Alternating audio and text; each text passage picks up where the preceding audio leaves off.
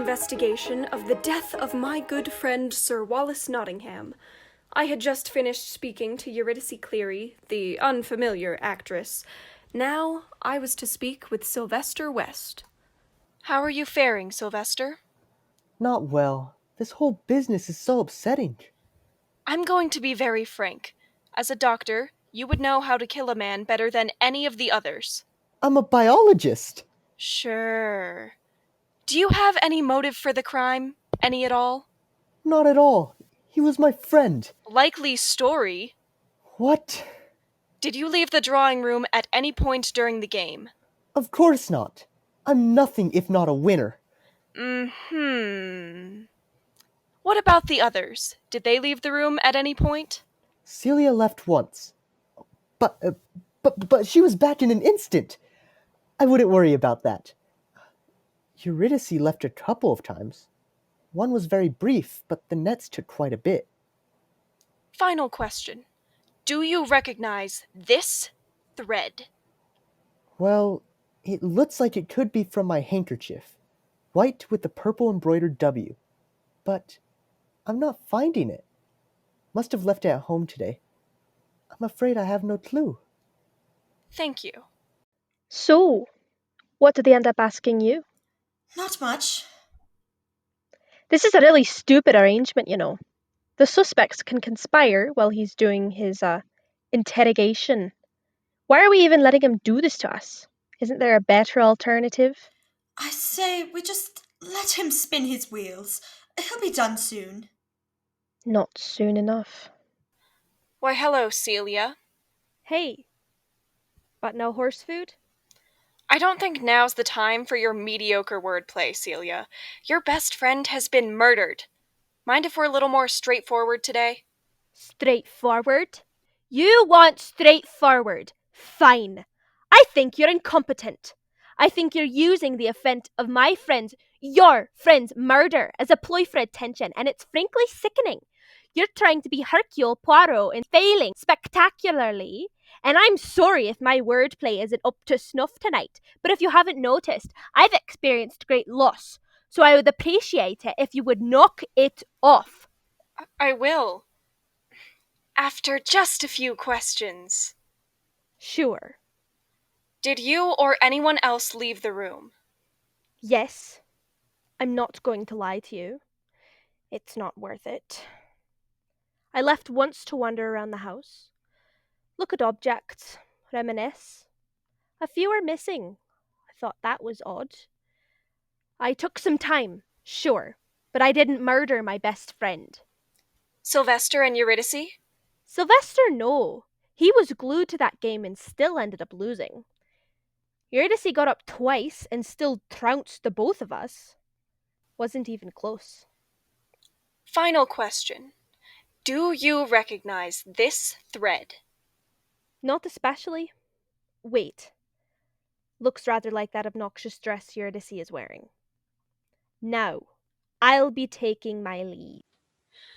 It was a tough case, but I figured it out.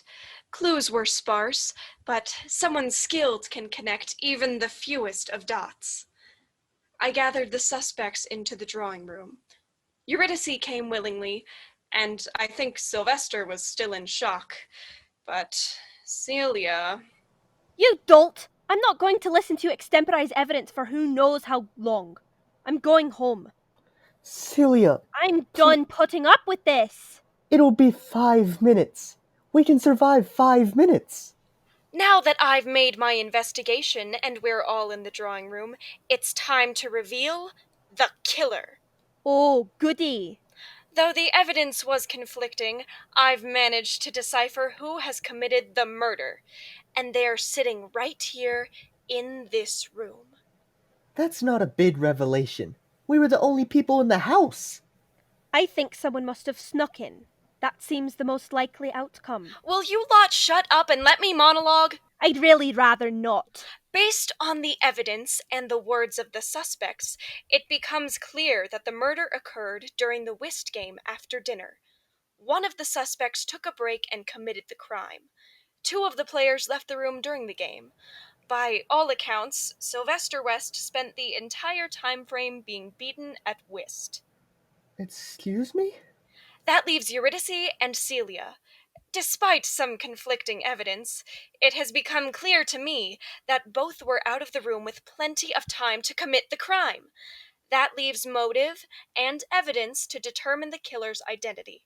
Motive? None, neither. Sir Wallace Nottingham has no apparent enemies in this room. Evidence? A single piece of purple thread. Thread the same color as the dress of Miss Eurydice Cleary. Therefore, with absolute certainty, I'm able to say that Eurydice Cleary killed Wallace Nottingham. Wait. That thread doesn't match up. What? That thread is clearly violet, while Miss Cleary's dress is Malvine. What? Objective observation is the soul of the biological art. What? And why would the murderer leave a bit of thread by the crime scene? They had plenty of time to remove it. No, I mean, No, they... Ralph. I'm done with this. You had your time in the sun. You had your attention. But you were wrong. Your key clue was useless. Your logic was less than sound. You were wrong. And you didn't know what you were doing. I know people grieve differently, but it's time to give it a rest. But if you Ralph. would just... Please stop. I He's can... dead. He's dead. He's dead. I'm an idiot, aren't I? Yes, you are. But we won't hold it against you. I'm so sorry. I should be taking my leave then. I had been defeated. The case had proved too much for me, and what's more, I did not deign to realize the damage that I'd done. I'd hurt my closest friends. I have something to say, if you please. Huh? You're right, Celia. There's no reason to leave a piece of thread by the crime scene. Unless, of course, someone wished to implicate someone else. What is this? We couldn't find the murderer. We decided. Shouldn't you be weeping softly into a book of sonnets? Leave us to grieve. I should probably introduce myself. Eurydice Cleary, actress by day, private eye by night. When do you sleep? Intermission. Now, might I say a few words? Fine, but be quick. Wallace Nottingham was a man with enemies. I'm sure you are all aware of that. He was rich, he was powerful. He had his treasures from many a land, all unique, all valuable. Many were gathered with methods that were unsavory, to say the least. He knew all of this, of course, and he knew that many people would have seen him dead in an instant. Explorer, he called himself, but many would name him thief. Why are you here exactly? Mr. Nottingham hired me. He was perennially terrified of knives in the dark, interlopers finding their way through windows and slitting throats in the night. He was paranoid, I thought. But I took his money and I made sure his house was secure and that nobody could slip in and kill him dead in the night. Still, I seem to have failed, and I believe I know why. Mr. Nottingham was wary of intruders, but he never lost his trust in his friends. We've been over this. None of us could have done it. It must have been... It wasn't. Ralph was right about one thing. The killer stands in this very room. Wonderful. If you're going to elucidate us, I'd do it quickly. I have places to be, best friends to grieve. The murderer was clever, I must admit. They wove lies, they put together stories, they broke trust, and yet found it all the same. To my audience of 3, I must pose the question. Who has the motive? Who has the reason to kill Mr. Nottingham? Who here has a score to settle? No one. He was our friend. He We've was. been over this. Really? No one? Well, this whole evening has been rather taxing, wouldn't you say? With certainty. And speaking of taxing, hasn't Ralph been awfully quiet? Huh? Well, I must have dozed off. Dozing off? You seem very good at dozing off. So tell me, how, during your little nap, did you manage to steal off into the kitchen to take Sylvester's handkerchief? How did you manage to take various rare and expensive objects from the walls where they sat? And finally, how did you manage to go to your friend's room and murder him in his sleep while you were dozing comfortably? Are you that accomplished a sleepwalker? Or are you ready to tell us how you killed Sir Wallace Nottingham? Ladies and gentlemen, I bring you the murderer, Ralph Rose. Wait. Ralph? No. It couldn't have Save been Ralph. your breath. Yes, I did it. I killed Sir Wallace Nottingham. No! But he was your friend! Was he? Were you? Did you think I was too thick to realize that you only kept me around to laugh at me behind your back? I'm an idiot, sure. But I'm not stupid. Ralph. It was all done in love. Shut up! We all know it wasn't. You cared for me less than the dirt on your boot. So, I began to hatch a plan to rid our good friend of those baubles and trinkets he loved so much. A plan that would get me rich, sure, but it would also get me something so much better. Revenge. Retribution. A score settled. You. I thought you cared about him. He cared about you. And you killed him. And I nearly got away with it, too. No more. You confessed. You're done for, Ralph.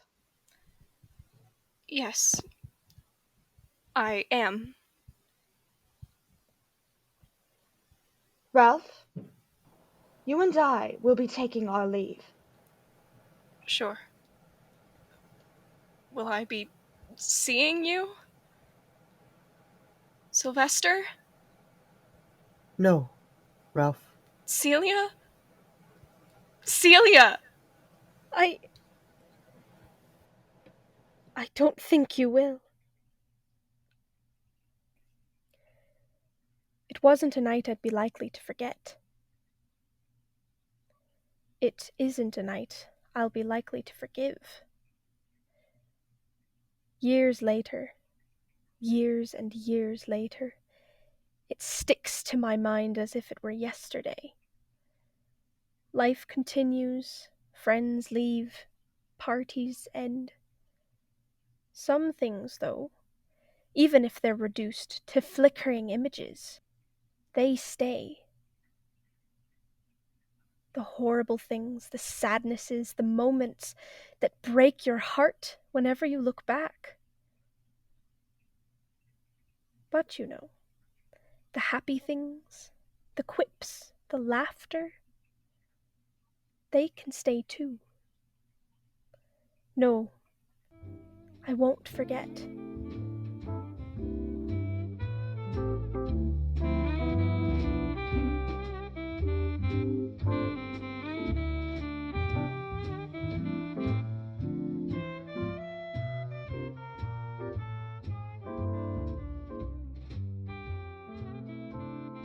Thank you for listening to A Score to Settle, Part 2. Presented by Albuquerque Academy, starring Amy G., 21, as Ralph Rose, Emily B., 21, as Celia Crow. Caroline L., 23, as Eurydice Cleary. John D.T., 21, as Sylvester West. And Eric B., 21, as both Sir Wallace Nottingham and the mysterious credits reader. Daniel V., 21, wrote the script for and directed A Score to Settle. Maggie B., 21, stage managed our show. A Score to Settle sound editing was done by Daniel V. Our graphic artwork was designed by Isabel B., 21, and the graphic layout was designed by Joey V., 21. Video editing by Joey V., sound effects by Jade S., 23. All music was obtained from Incompetech.com with a Creative Commons license. Special thanks to Lori Thomas and Richard Hogel for providing essential faculty guidance. To our audience, thank you for sticking around with us for the show, and we all hope you had an unforgettable night. We'll see you next time on something different than A Score to Settle.